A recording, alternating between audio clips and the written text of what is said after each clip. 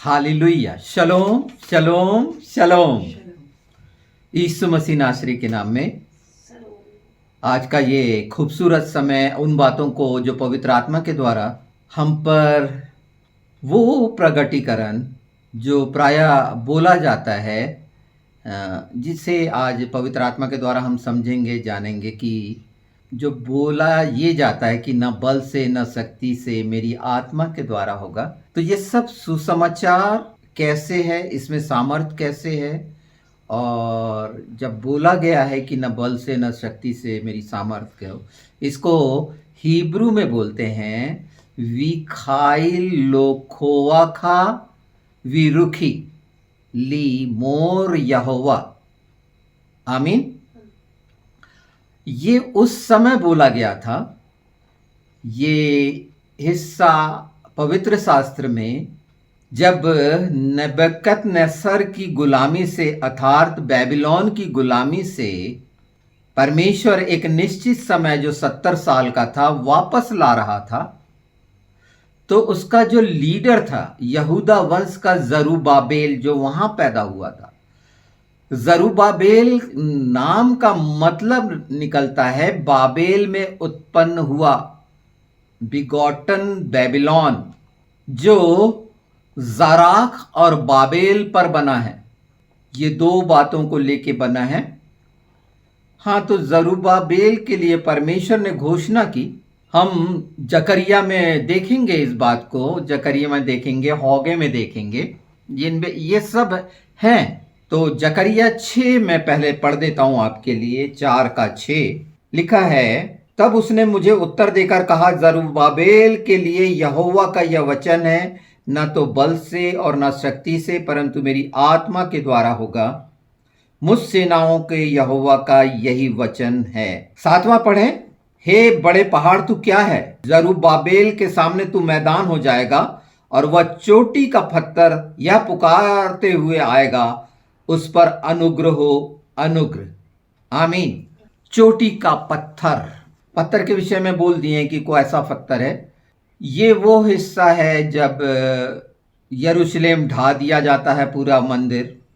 अब उसको बनाने का जो परमेश्वर की योजना है, जिसमें एजरा, नहीमिया और ये जरूब्बाबेल जो यहोयाकीम राजा का पोता था, उनके जवाबदारी आती है। मतलब अगर हम यहूदियों के हिसाब से देखें या वंश के हिसाब से देखें तो यहूदा का वंश अर्थात यीशु के वंश का था जरूब्बाबेल, जो मंदिर बनाने का। अब ये मंदिर गिरा हुआ है, उसकी प्रक्रिया हो रही है और वहाँ पर इस्तेमाल हुआ है। तो मंदिर बनाने का हिस्सा आज हम उसके मंदिर हैं, और वो जो हमारा महान महायाजक है, तो जो हो रहा था वो बाहरी दीवारों के लिए नहम्या और वो सारा जो काम किया जा रहा था, परमेश्वर ने अपने मंदिर को बनाने के लिए जो योजना रखी है, चाहे वो फिजिकली हो स्पिरिचुअल हो। पर उसके पहले मैं ये चाहूँगा कि हौगे में भी इसका 2 अध्याय में एक वर्णन है, पर उसके पहले मैं रोमियो 1 का 17 आपके लिए पढ़ देना चाहता हूँ। तो ये बातें कैसे वचन के अनुसार जुड़ी हुई हैं ये समझना। 16 से मैं पढ़ता हूँ। क्योंकि मैं सुसमाचार से नहीं लजाता, इसलिए कि वह हर एक विश्वास करने वाले के लिए, पहले तो यहूदी फिर यूनानी के लिए उद्धार के निमित्त परमेश्वर की सामर्थ है, क्योंकि उसमें परमेश्वर की धार्मिकता विश्वास से और विश्वास के लिए प्रकट होती है। जैसा लिखा है, विश्वास से धर्मी जन जीवित रहेगा। तो यहाँ जो कहा जा रहा है कि इससे मिलते जुलते अगर हम इफिसियों 4, 16, 17 देख लें, हम सुसमाचार को समझने की कोशिश करें, क्योंकि सुसमाचार में सामर्थ्य है, ये फाइनल है। मैं ये इसीलिए बता रहा हूँ कि उसका मतलब क्या है। विखाइल विखो अखा विरुखी, न बल से न शक्ति से। इसलिए मैं यह कहता हूँ, जिससे सारी देह हर एक जोड़ की सहायता से एक साथ मिलकर और एक साथ गठकर उस प्रभाव के अनुसार जो हर एक अंग को ठीक ठीक कार्य करने के द्वारा उसमें होता है, अपने आप को बढ़ाती है कि वह प्रेम में उन्नति करती जाए। फिलिपियों 4:13 देख लेते हैं। जो मुझे सामर्थ देता है उसमें मैं सब कुछ कर सकता हूँ। जो मुझे सामर्थ देता है उसमें मैं सब कुछ कर सकता हूँ। और 1:17 क्या है कि सुसमाचार में सामर्थ है। सुसमाचार में सामर्थ है। हम थोड़ा सा और आगे चलें, क्योंकि ये सामर्थ न बल से न शक्ति से, और सुसमाचार के लिए जो दिया गया है, और जरूब्बाबेल और ये मंदिर जो तैयारी है, एक थर्ड टेम्पल की तैयारी है यरूशलेम में, तो हिब्रू 2:4 हमें और भी स्पष्ट करता है। और साथ ही परमेश्वर भी अपनी इच्छा के अनुसार चिन्हों और अद्भुत कामों और नाना प्रकार की सामर्थ के कामों और पवित्र आत्मा के वरदानों के बांटने के द्वारा इसकी गवाही देता रहा। शुरू से जो काम होते रहे, सुसमाचार वो जो परमेश्वर की योजना परमेश्वर ने जो रखी थी कि वो पूरी हो, और पूरा किया हमारे प्रभु यीशु ने। क्योंकि सामर्थ की बात आती है, सामर्थ बल, और बार बार कहा गया आत्मा के चलाए चलना, और लोग कोशिश करते हैं अपनी तरीके से जानने की, समझने की। पर ये सब बातें जो आई हैं, आज जो हम जानना और समझना है कि जिस लिए ये बार बार बोला जाता है कि मेरी आत्मा के द्वारा होगा, और उसकी सामर्थ्य में पौलुस करता है मैं सब कुछ कर सकता हूँ। अर्थात सुसमाचार आत्मा का है, संसार का नहीं। सुसमाचार आत्मा के द्वारा जो दिया गया है वो है, जिसमें सामर्थ है, मनुष्य के उपदेश में नहीं। जरुब्बाबेल के लिए कहा गया, उसे अपनी अंगूठी बनाया गया। अगर हम हौगे 2 देख लें, उसका 23, सेनाओं के यहोवा की यह वाणी है, उस दिन हे सालतियेल के पुत्र, मेरे दास जरुब्बाबेल, मैं तुझे लेकर अंगूठी के समान रखूंगा, यहोवा की यही वाणी है। ये जो इस्तेमाल किया गया और बोला गया कि अंगूठी के समान, अर्थात उसका वो हिस्सा, अंगूठी मोहर को दिखाती है, राजा की मोहर को, फाइनल साइन। यहूदा का एक कान्हा करके था जिसको उतार फेंकूंगा, अंगूठी की तरह उतार फेंकूंगा अपने हाथ से। पवित्र शास्त्र में यह भी आया है। पर परमेश्वर ने अपनी योजनाओं को, जो प्रभु यीशु ने कहे थे कि इसे गिरा दो, मैं 3 दिन में बना दूंगा, वो गिरा। 70 साल वहां भी लगे और बाबेल में भी लगे, बाबुल में भी।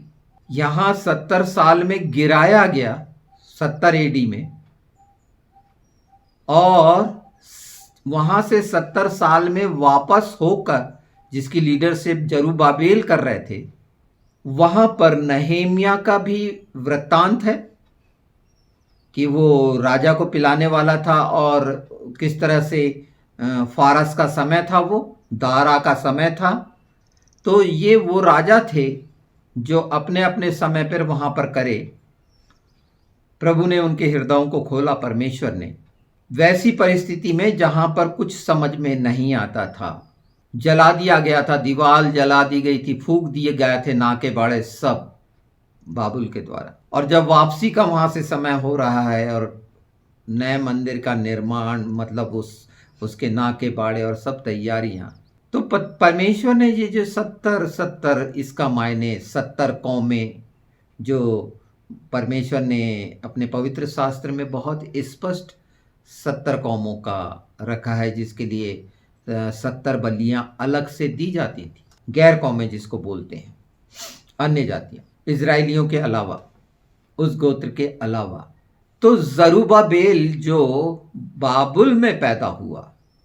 बाबुल वो जगह जो बाल की है, परमेश्वर उससे अगुवाई करवा रहा है उस पोते से उस समय। आखिरी में इसका कोई वृत्तांत नहीं है कि वो मंदिर पूरा होने के बाद वो या तो मर गया या ऐसा कुछ भी उसका नहीं पाया जाता। पर परमेश्वर ने जो वादा किया कि तू मेरी अंगूठी है, यहाँ पर थोड़ा सा ध्यान दीजिए। प्रभु यीशु ने वो ही बात कही है कि तुम मेरे क्या हो, कैसे अधिकारी हो, कैसे वारिस हो, क्या है तुम्हारा महत्व। पर सुसमाचार में ही सब पाया जाता है जो पवित्र शास्त्र में उसका वचन है, प्रतिज्ञा का वचन। और उस प्रतिज्ञा के वचन को जो रोमियो 1:17 में हमने जाना है, इसको पढ़ना, जो सामर्थ के लिए बताता है, उसकी धार्मिकता में, विश्वास में ये सामर्थ, ये सुसमाचार है। हम धर्मी नहीं हो सकते। सारा काम जो बोला गया है वो कैसे वचन का पूरा हो रहा है, आप इससे समझिए। वचन जो बोला गया वो पूरा हो रहा है, हम उसकी धार्मिकता में आ गए, उसको सुनने से विश्वास आ गया, हमारा विश्वास कुछ नहीं। और वो सामर्थ जो पवित्र शास्त्र में रखी गई उसके हम हकदार हो गए। ये पूरा बिल्ड हो रहा है टेम्पल, जो हम पवित्र आत्मा का मंदिर हैं, यही तो कहते हैं ना। इससे बहुत अच्छे से इसलिए जानना है, मैं एक बार फिर आपके लिए ले चलता हूँ रोमियो 1:17 की तरफ, जहाँ पर, क्योंकि सुसमाचार में सामर्थ है, ये वो हिस्सा है जिसे जान लेना और समझ लेना अति आवश्यक है। 1:17, क्योंकि उसमें परमेश्वर की धार्मिकता से और विश्वास के लिए प्रकट होती है। जैसे लिखा है, विश्वास से धर्मी जन जीवित रहेगा। उसके थोड़े से पहले अगर पढ़ेंगे तो लिखा है, पहले तो यहूदी फिर यूनानी के लिए उद्धार के निमित्त परमेश्वर की सामर्थ है। पौलुस स्पष्ट बोल रहा है, मैं सुसमाचार से नहीं लजाता, क्योंकि जो बोला गया है वो पूरा होना है, हर बिंदु पूरी होनी है। तो सुसमाचार में जब सामर्थ की घोषणा कर दी गई और सुसमाचार के लिए भेजा गया, और सुसमाचार है कि हमारा प्रभु जो परमेश्वर है, सामर्थी है, जयवंत है और हर अधिकार उसके पास है, वो सृष्टि रचयिता है। हमारे कोई कर्म से नहीं हुआ है ये सारा कुछ। और पवित्र आत्मा लगातार इसी बात को लेके चल रहे हैं जो हमने पिछले समय में भस्म करने वाली आग के संबंध में जाना। Spirit of burning, spirit of judgement, न्याय करने वाली आत्मा। और आत्मा चाह रहा था कि ये बातें हम जाने, क्योंकि हम आत्मा हैं, शरीर नहीं। और आत्मा के चलाए चलना ही हमारे को वचन प्रेरणा देता है। तो जो चला गया, चलना, लगातार चलना, तो वो 70 साल के दौरान मंदिर के बनाने के लिए चलना और प्रभु यीशु के द्वारा इस मंदिर को बनाने के लिए चलना, जिसमें टूट फूट और सारा कुछ हुआ है, उसका वादा सच है और वो करवा रहा है। और उसके लिए मदद भी है कि हम इस बात को और अच्छे से जाने। जो एक बार पौलुस तो ये बोलता है फिलिपियों में, अगर हम देखेंगे 3 में, तो वो उस स्वाद को जानना चाहता है, मृत्यु के उस अंजाम तक पहुंचना चाहता है। इस पे बहुत बातें कही गई हैं, मैं पढ़ के एक बार बता देता हूँ। पर हाँ, जो आज्ञा का सारांश दिया गया है, आज्ञा का सारांश 1 तीमुथियुस 1:5 में जो कहा गया है, शुद्ध मन, अच्छा विवेक और निष्कपट विश्वास से प्रेम, ये कहा गया है, प्रेम पैदा हो, निष्कपट विश्वास से प्रेम पैदा हो। हाँ, तो 3 का मैं 10 से पढ़ता हूं, ताकि मैं उसको और उसके मृत्युंजय की सामर्थ को और उसके साथ दुख में सहभागी होने के मर्म को जानूं और उसकी मृत्यु की समानता को प्राप्त करूं कि मैं किसी भी रीति से मरे हुओं में से जी उठने के पद तक पहुंचूं। वो एक एहसास ये वो करना चाह रहा है, इसलिए अपनी देह को मारता और कूटता। ये बातें जो लिखी हैं पर 4:13 में जो लिखा है फिलिपियों, जो मुझे सामर्थ्य देता है उसमें मैं सब कुछ कर सकता हूं। कौन सामर्थ्य दे रहा है? वही तो मैं बता रहा हूं, सुसमाचार सामर्थ्य दे रहा है, क्योंकि सुसमाचार वचन है और सुसमाचार जीवित है। यही तो घोषणा है कि वो तीसरे दिन मृतकों में से जीवित हुआ। वो जो है, जो आदि से हमेशा अलफ और ताव, ये सुसमाचार जो सच्चाई है एक कहानी है किसी के लिए, ग्रहण करने वाले के लिए आशा है, क्योंकि ये आशा सच है। अनदेखी वस्तु, रोमियो, आप ये बहुत बोला जाता है, बताया जाता है। इब्रानी, प्रमाण है, प्रमाण प्रमाण अनदेखी, ये प्रमाण आपके सामने है। इसलिए स्वर्गीय वस्तुओं पर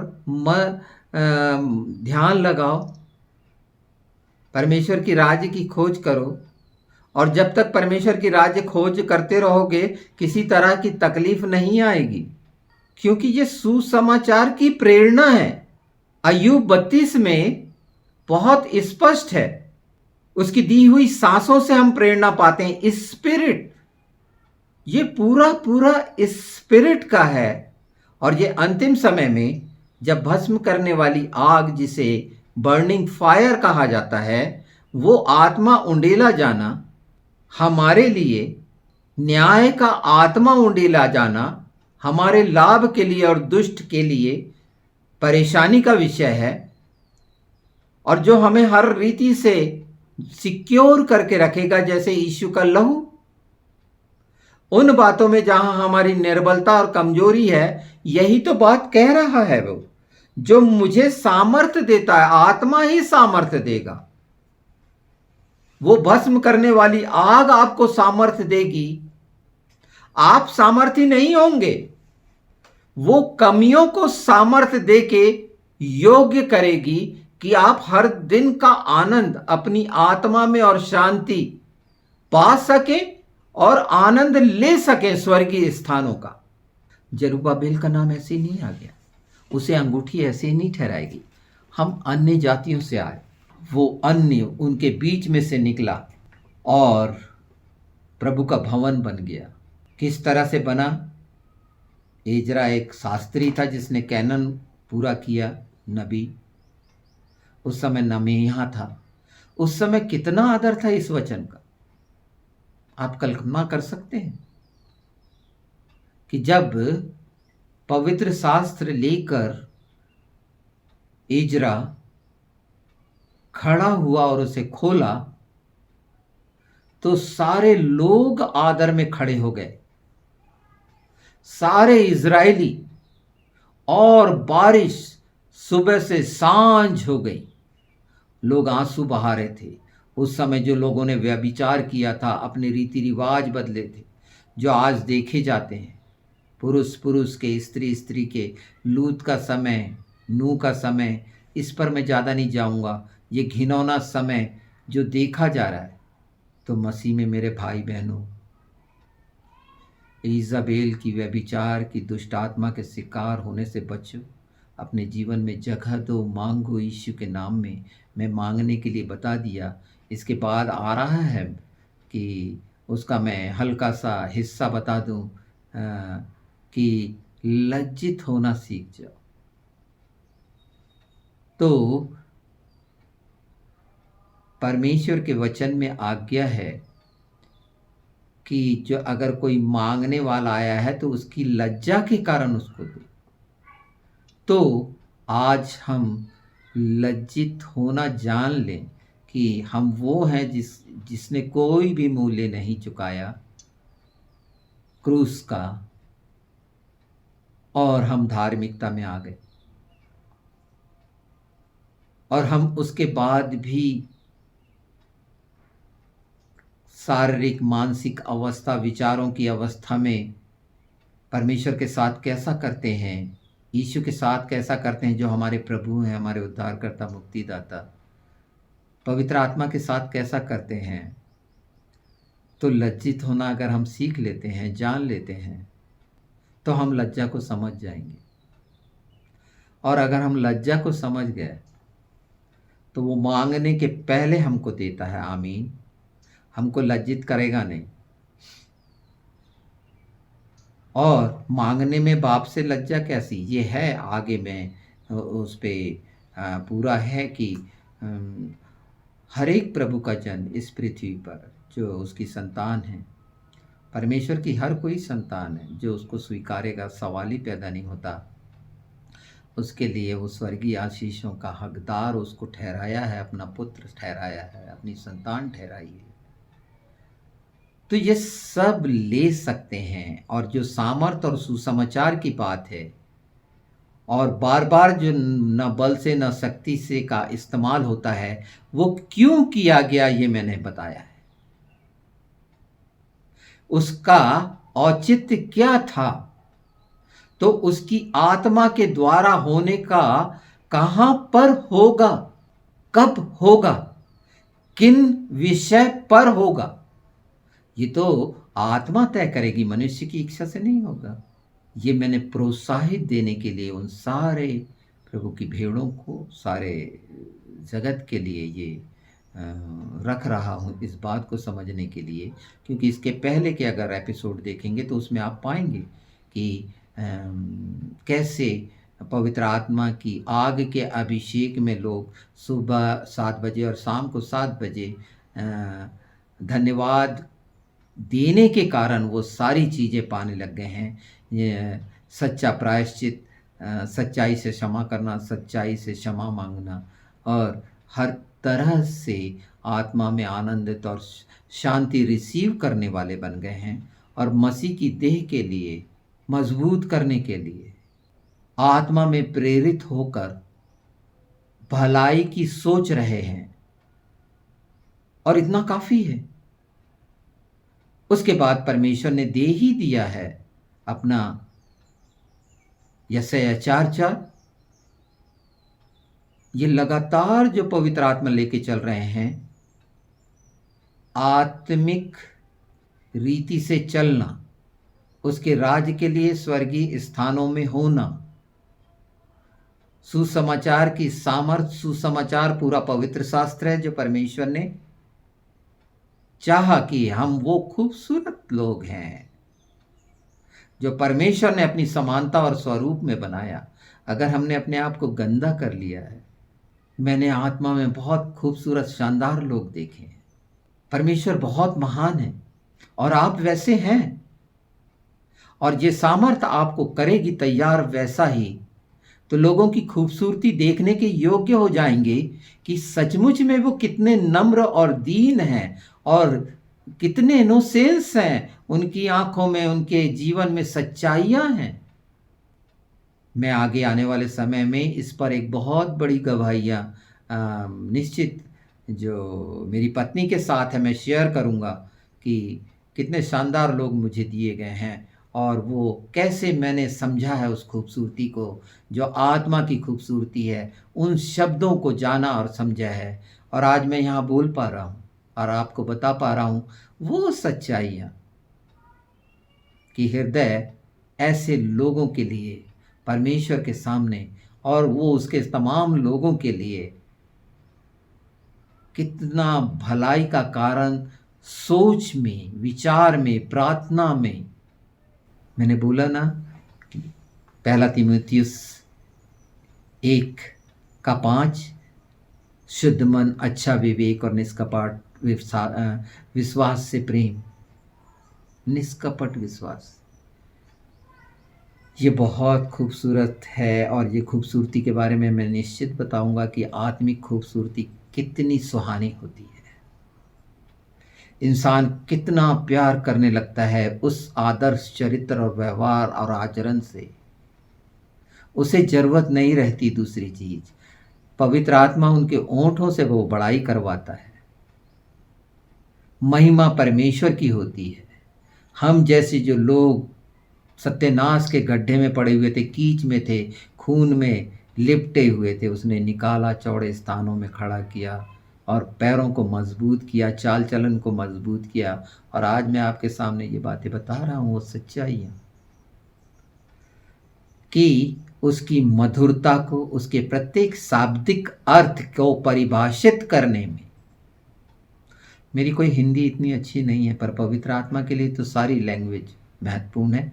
और आत्मा की और जो परिभाषित होती है वो चाहे, क्योंकि उसमें भ्रम में मत रहो, स्वर्गीय भाषाएं, हिब्रू जो बोली जाती थी या अरामी, ये सारा कुछ ठीक है, पर महत्वपूर्ण है कि जो भाषा होठों से निकल रही है सचमुच में हृदय में वैसे ही हैं क्या आप? और वैसे ही अगर होना चाहते हैं, क्योंकि हर कोई बेहतर होना चाहता है, हर रीति से छुटकारा पाना चाहता है, और ये समय है, ये अंतिम समय के उस हिस्से में है, तो मैं चाहूँगा कि इसके पिछले एपिसोड जो अनंत जीवन सत्य प्रकाश यूट्यूब चैनल में है, इसके अलावा भी शुभ संदेश टीवी चैनल के यूट्यूब पर हैं, आप थोड़ा सा समय उनको निकालेंगे और इनको बढ़ाएंगे, तो ये सब हम मसीह भाई बहनों के लिए, जो उसकी भेड़ें हैं, मजबूत होने का काम होगा। और शैतान के लिए बहुत सारी ऐसी चीज़ें हैं कि वो तो जो हारा हुआ है उससे डरने और खौफ की ज़रूरत नहीं है। बस अपने लालच और लालसा में पड़े तो उससे जुड़ जाओगे, और उससे हटना है तो लोभ और लालच से हट जाओ, उससे हट जाओगे। बहुत सिंपल सा है। पवित्र आत्मा इन विषयों पर और आगे हमें ले जाएंगे, और अपने अनुसार आत्मा की प्रेरिताएं इसे आप बढ़ाइए। ये ज्ञान के क्षेत्र का नहीं है। शांत होकर अगर दोनों समय 7 बजे करेंगे, निश्चित आप अपनी व्यक्तिगत प्रार्थना करिए, पर वो एक समय सिर्फ धन्यवाद देने के लिए तो निकालिए। देखिए वो सब आनंद और खुशियाँ, कोई कमी नहीं है। वो जानता है हम निर्बल कमजोर है, उसकी सामर्थ्य काम करने दो, उसे मौका तो दो कि उस सुसमाचार की प्रत्येक बात हमारे जीवन में पूरी हो। यीशु मसीह नासरी के नाम में सबके लिए आशीष और सब प्रकार का अनुग्रह, और वो सुसमाचार जो ठहरा दिया गया है आत्मा के लिए, उस आग का यीशु के नाम में मैं सबके जीवन में मांगता हूँ कि सबका जीवन प्रकाशित हो, उनके जीवनों में परमेश्वर का प्रेम रखा हो, उनकी मधुरता और कोमलता लोगों पर प्रकट हो, उसकी सुगंध प्रत्येक को प्रभावित करे और आनंदित करे।